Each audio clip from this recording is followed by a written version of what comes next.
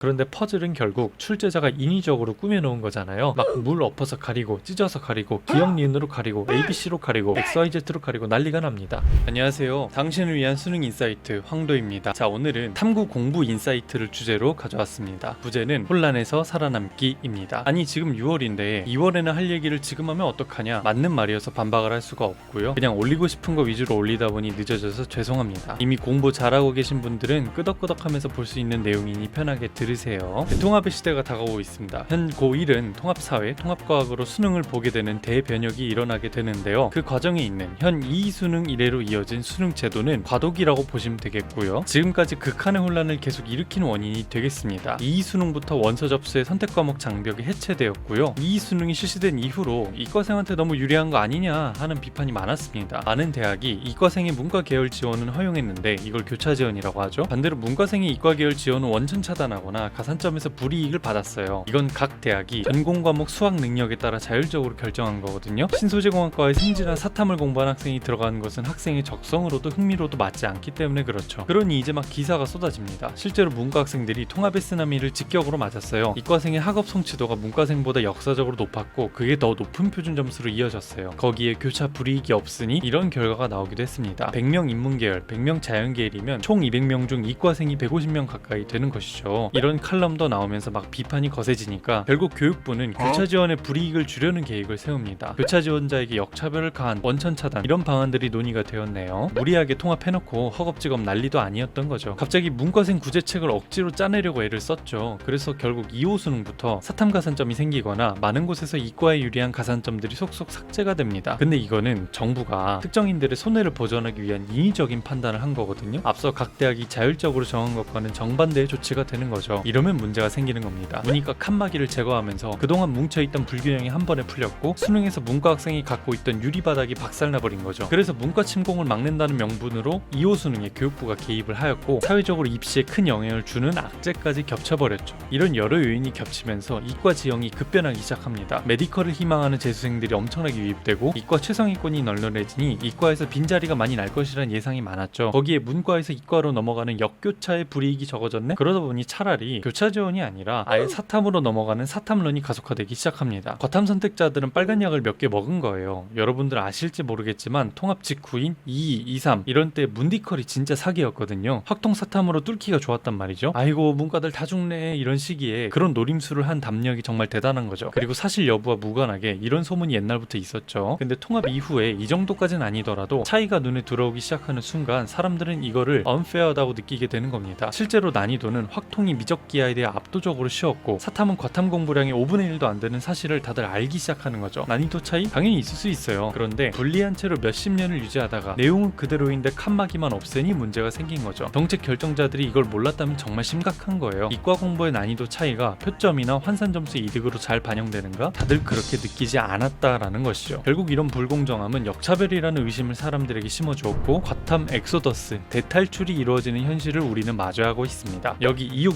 6평을 포함한 4개년 응시 인원 자료가 있어요. 보시면 사탐과 과탐을 합치면 한 2만 정도가 국수형보다 많잖아요. 유령인가? 바로 4일 과일 인원을 나타냅니다. 과탐 2개나 사탐 2개를 하면 응시자 수가 하나로 카운팅이 되고 4일 과일은 2로 카운팅이 되어서 그래요. 자, 그러면 2, 3은 4일 과일이 2만, 2, 4는 2만 5천, 2, 5는 5만 명이고요. 2, 6은 11만 5천 명이에요. 이상하지 않나요? 그림으로 보자면 2학년도는 사탐 2개가 22만, 과탐 2개가 20만, 4일 과일이 5만 명인데 26학년도는 사탐 2개가 3만이 늘었고 과탐 2개는 7만 명이 빠졌고 4일 과일은 6.5만이 늘은 것이죠. 전 이거 보고 깜짝 놀랐어요. 와, 이 정도였다고? 분명 9평, 수능 때는 더 심해지겠죠. 근데 이렇게 되면 모두에게 안 좋아요. 기존 사탐 2개 선택자는 앉아서 날벼락을 맞은 겁니다. 중상위권 경쟁이 심화되는 것이고 기존 메디컬 지망생은 과탐 1이 짠물이 되어가면서 목마르다고 짠물 들이키는 악순환이 되는 겁니다. 이러니까 이제는 갑자기 과탐 2 과목이 1보다 이득이 되는 건가? 너무 상황이 비정상적이니 사람들이 판단이 안 되는 거예요. 기존 이공계 지망생은 사탐론을 하면서 본인의 관심이나 진로에 도움이 안 되는 사탐 내용을 이득 챙기겠답시고 공부를 하는 거죠. 그래서 정리를 해보자면 과탐 사탐의 차이를 단편적으로 해석해서 성급히 통합한 다음에 파장을 관리할 능력도 없었으며 다시 칸막이를 세우는 모순적인 정책으로 역차별을 조장하였다. 이렇게 세 줄 평을 해봅니다. 한마디로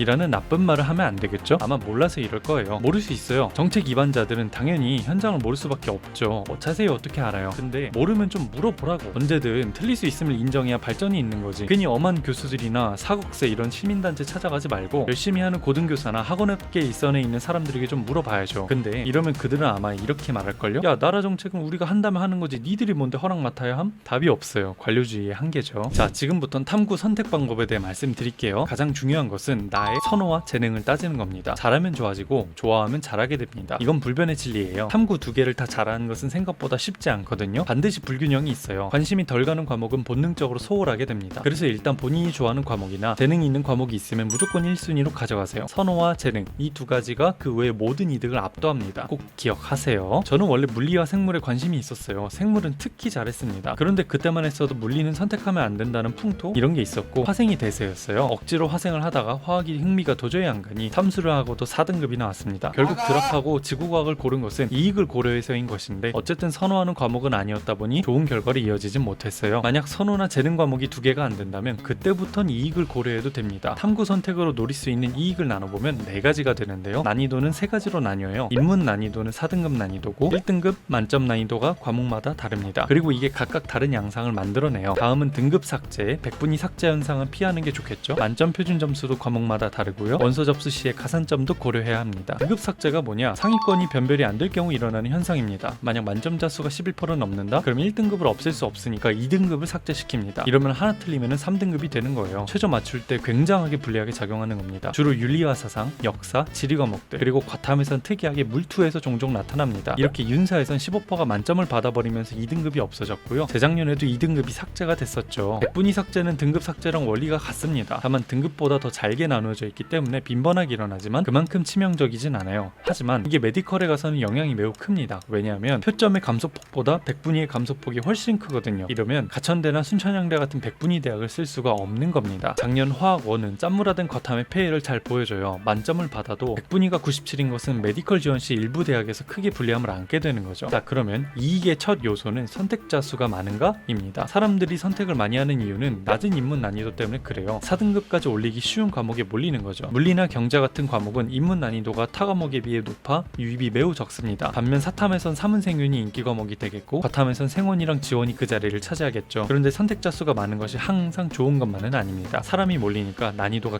급증합니다. 1등급 받는 거에 비해 만점 받기 매우 어려워지는 거죠. 사람이 몰리니까 변별력을 확보해야 하거든요. 그렇기 때문에 초인기 과목은 필연적으로 그렇게 됩니다. 안타깝게도 최근 사탐런이 증가하며 생윤사문에 좋은 표본들이 모이고 있어요. 과거 화원, 생원, 생투, 지원의 전철을 밟고 있다고 보시면 됩니다. 이건 2025년 선택자 수 분포입니다. 사문생윤과 생원 지원이 제일 많죠. 화학은 최근에 선택자 수가 급감하고 있습니다. 짠무라가 가장 심한 과목이에요. 그래서 정리를 해보면 선택자 수가 많은 것의 이익은 4등급 찍는 난이도가 낮다. 등급 백분위 삭제 현상은 사람이 많아서 잘 일어나지 않는다. 변별력이 빠르게 상승하기 때문에 만점 표준 점수가 높아진다. 만점 받으면 대박인 거죠. 대신 그만큼 손해가 발생해요. 1등급까지는 비교적 수월하게 갈 수 있으나 1등급과 만점 사이의 갭이 매우 큽니다. 오히려 경제나 물리 같은 과목은 입문 난이도는 높으나 1등급까지만 가면 만점 받기는 생각보다 어렵지가 않아요. 선택자 수가 많으면 무조건 이득은 아닙니다. 만약 누가 그렇게 말한다면 절반만 알고 있거나 다른 의도가 숨어 있는 거죠. 만점을 노리는 학생이라면 오히려 불리할 수도 있어요. 두 번째는 시너지를 고려해야 합니다. 탐구를 공부할 때 타 과목과 시너지를 가질 수 있다면 도움이 되겠죠. 탐구 내부에서 학문의 유사성으로 시너지를 내는 생윤윤사, 한지세지, 동사세사 같은 경우는 서로 과목이 연결되는 부분이 많기에 상당히 공부에 유리합니다. 또 어떤 사람은 생원생투 이렇게 하기도 해요. 실제로 본 사람이 있습니다. 물론 아주 적긴 하지만요. 탐구 밖 과목과의 연계로 보자면 국어는 윤리 과목과 답을 내는 포인트가 비슷한 부분이 많습니다. 이런 형식적인 특징이 공유되고 내용적으로도 인문 철학 지문에 도움을 받을 수 있어서 양방향 시너지가 나고요. 화학이나 생명에서 다루는 기본적인 분자물질, 구조, 고분자 화합물 등은 국어 지문 빈출 소재이기도 합니다. 수학은 일방향적으로 영향이 있는데 수학 계산과 직관에 능하면 경제, 물리, 지구과학에 큰 이점이 있죠. 마지막 요소는 지원 희망 대학의 가산점입니다. 이거는 사탐 두 개냐, 과탐 두 개냐, 사탐 하나, 과탐 하나냐를 결정짓는 요소이기도 해요. 검색창에 무슨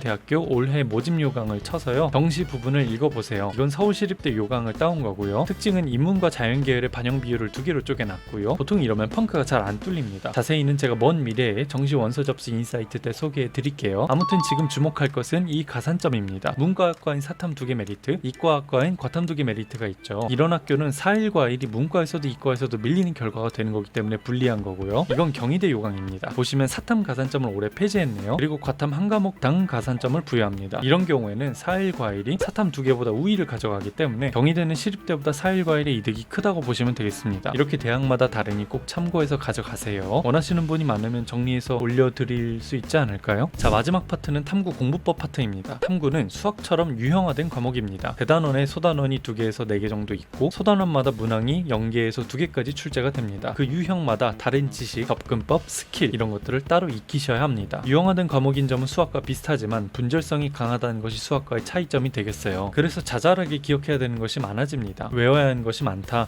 그렇게 까먹으면 안 되니 시간 집약적으로 공부를 하셔야 되면 알아두세요. 한 달 반이면 어떤 과목이든 개념 유형 인강을 마칠 수가 있어요. 사실 이것보다도 더 적은 시간에 가능합니다. 사탐은 빠르게 하면 1주에서 2주 내로 모두 가능하고 과탐도 한 달 정도면 충분해요. 그 시간 동안 기출 2회도까지 챙겨준다면 이후에 사탐은 바로 실무 연습이 가능하고 과탐은 고난도 킬러 연습을 시작하면 됩니다. 고난도나 실전을 하면서 개념을 까먹지 않게 복습을 해주면 되는데 단권화나 모의고사 등으로 복습을 챙겨줄 수가 있어요. 백지 복습은 하고 싶으면 하세요. 그렇지만 문제 푸는 게 더 효율적인 과목이 많습니다. 단권화는 그 내용을 어떻게 채울 수 있냐면 유형별 접근법들을 정리해 볼 수가 있겠고 유형별 빈출 개념이나 헷갈리는 개념들을 정리할 수 있겠죠. 주로 윤리나 지리, 역사 과목이 그러할 테고요. 과탐은 킬러 유형 연구를 할 수 있습니다. 킬러 유형 연구는 최신 기출로 방법론을 정리한 뒤 본인이 풀어온 모든 모의고사, 교재에서 특정 유형 문제를 뽑아내면 몇 문제가 안 돼요. 그 문제들의 논리 구조를 완전히 해체해서 분석하는 거예요. 모든 논리 단계마다 근거를 달아주세요. 이런 걸 해야 고난도 실력이 빠르게 늡니다. 탐구 공부 배분은 매일 2과목씩 하는 거는 비효율적일 수 있어요. 그래서 하루에 3-4시간 투자하되 한 과목씩 하는 거죠. 그러고 주말 같은 시간엔 단권화나 모의고사 풀이나 테마 공부 같은 걸 하면 되겠죠. 탐구 과목을 관통하는 키워드 중 하나는 바로 퍼즐화입니다. 탐구 문제 유형은 단순 지식형, 자료 해석형으로 크게 나눌 수 있는데 어렵게 만들려면 결국 퍼즐화 작업이 들어가게 됩니다. 그런데 퍼즐은 결국 출제자가 인위적으로 꾸며놓은 거잖아요. 막 물 엎어서 가리고 찢어서 가리고 기억 니은으로 가리고 ABC로 가리고 XYZ로 가리고 난리가 납니다. 중요한 것은 인위적이기 때문에 의도가 담겨 있다는 거예요. 단순한 퍼즐 문제도 출제자가 삽입한 논리 흐름이 있기 때문에 그것을 찾아내는 훈련을 열심히 하셔야 합니다. 그러기 위해선 무의미한 귀류를 버리세요. 본인의 선택에는 반드시 근거가 필요합니다. 그리고 해설을 보고 들으며 최적의 풀이와 비교하며 판단 기준에 초점을 맞춰 나가면 됩니다. 귀류는 실전에서의 궁여지책이지 공부법이 아니라는 뜻이고요. 탐구는 투자 효율이 높은 과목이에요. 컨텐츠와 자료 퀄리티가 좋은 것이 많아서 그런데요. 이유는 공부 트렌드에 밝은 졸업생들이 탐구 컨텐츠 시장에 많이 진입해서 그래요. 국어나 수학, 영어 같은 것들은 대학생들이 전공자를 이기기가 쉽지 않은데 탐구는 대학생의 문항 제작 능력이 강사나 학석박보다 우월한 경우가 많기 때문에 그렇습니다. 과탐은 경쟁적인 질 좋은 컨텐츠를 적극적으로 찾으면 도움이 많이 됩니다. 사탐의 경우엔 윤리나 역사, 지리는 유명한 강사의 것만 가져가시면 좋겠어요. 대학생이 전공자를 이길 수가 없습니다. 그래서 로드맵을 간단하게 정리를 해보면 개념 유형의 기출을 한 달 내외로 처리하고 사탐은 단권화나 교과서, EBS 회도, 특정 과목은 고난도 연습을 해주시고 과탐은 고난도 엔저와 킬러 연구를 적극적으로 해보세요. 실전 모의고사는 사문, 경제, 정법, 모든 과탐 이런 타임어택 과목에 투자하시고 역사나 지리, 윤리 과목은 유의미한 도움은 안 될 것 같습니다. 자, 오늘은 탐구에 대해서 아주 열심히 알아보았는데요. 너무 길지 않았나 걱정도 되지만 여기까지 들은 분들의 결실에 한 방울 정도 기여했다고 믿겠습니다. 다음에는 또 다른 재미있는 주제로 올게요.